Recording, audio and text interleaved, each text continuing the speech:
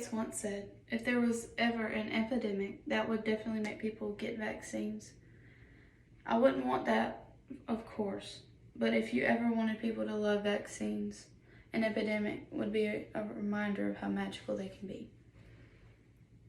Who would have ever thought that you could say that you've lived through a pandemic? I, for one, thought I would never say that. Today, I'm going to tell you how the pandemic of the coronavirus has affected my life in a positive and a negative way. Although you may question me whenever I say that it has affected me in a positive way, some might even say I'm crazy, but it gave me lots of quality time with my family during these 4 months of quarantine. It has also affected me in a negative way, including it has messed up my senior year of high school. For softball, it has messed up me walking across the stage for my graduation, and it has messed up my freshman and sophomore year of college. I basically have to teach myself all of my college work with online classes. It's very hard. And I'm also not being able to have the full college experience. Today I'm going to tell you about vaccines, when they were first used, who first used them, and the 4 main vaccines, also the pros and cons of them. A vaccine is a substance used to stimulate production of antibodies that produce immunity against diseases. The first ever vaccine was used in England in 1796 by a Edward Jr. The 4 vaccines include live vaccines, inactivated vaccines, subunit vaccines, conjugated vaccines, and there are some types with accidents. A live vaccine is produced by modifying viruses in a lab. This results in the vaccine growing to produce immunity. The next vaccine is an inactivated vaccine composed of dead viruses and bacteria. The next vaccine is a subunit and a conjugated vaccine. These use specific germs, sugars, proteins, capsids, and the last is a toxic vaccine. These are made of toxins or poisons, but is made harmless, and it extracts an immunity response against the toxins.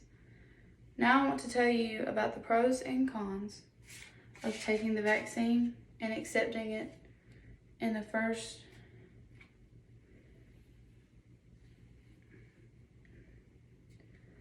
The first is that it can save a child's life. Most vaccines are 90 to 99% effective according to the American Academy of Pediatrics. The second is ingredients used in vaccines. Most are safe, except for dermosol, formaldehyde, and aluminum.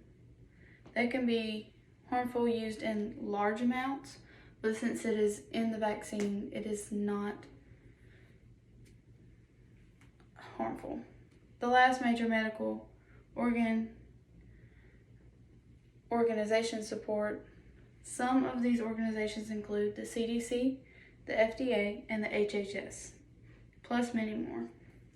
They say vaccines are some sort of the safest medical products. Now we're on to the cons. The cons include that vaccines can cause serious and fatal effects. All vaccines carry risk and life-threatening allergic reactions according to the CDC. Another is vaccines contain harmful ingredients.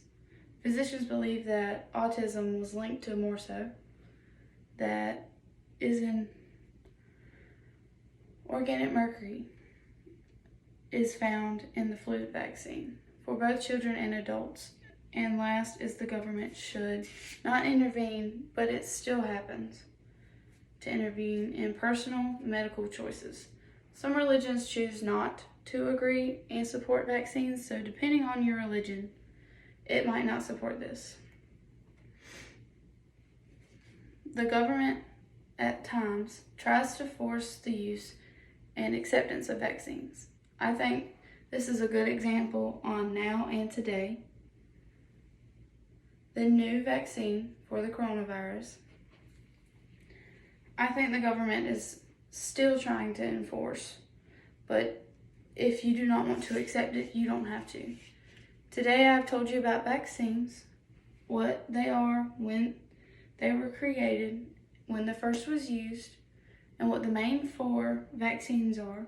Also, I've told you about the pros and the cons. Some people accept and believe that vaccines can be good and helpful to you.